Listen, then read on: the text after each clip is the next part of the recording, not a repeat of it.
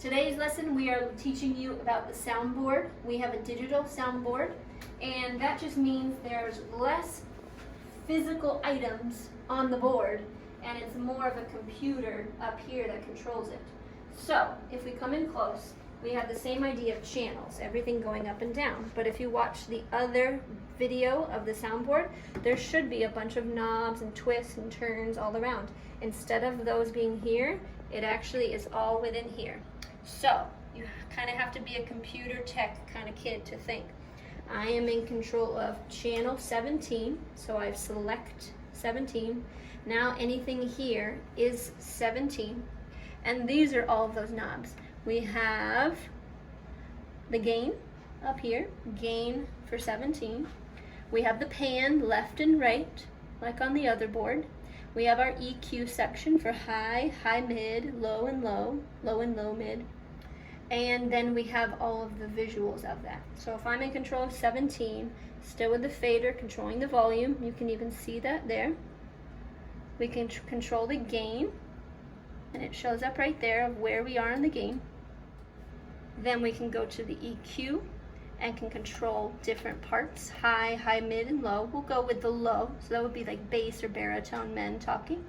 And then we look at the graph, and you'll see the graph is shifting. When you have a person actually talking in the microphone, you sense what sounds good to their natural voice or what doesn't sound good. Maybe what makes it sound like a radio or what sounds really crisp and clean.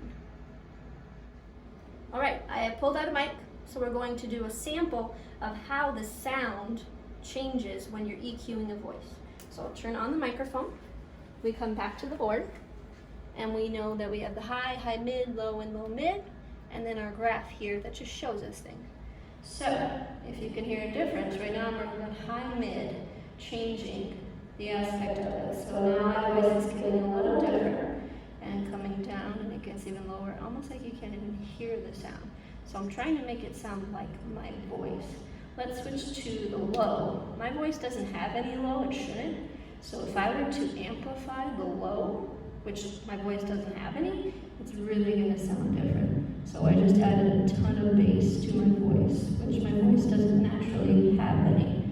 So I'll take down the low. But now my voice almost sounds like a radio. So I need to find that in between. Maybe go to the high mid and play with that sound and see how that sounds. It doesn't sound like any at all. So I try to flatten that curve. Just because the green is there doesn't mean it needs to be a straight line. You're only focusing on how the person sounds, not what the graph looks like. So there's an example of how to use the EQ on a digital board, mostly about listening and how the voice sounds to make it sound good. And that is our digital board introduction. Hopefully you learned a little bit of the differences between a digital board and the analog board from Maryville High School.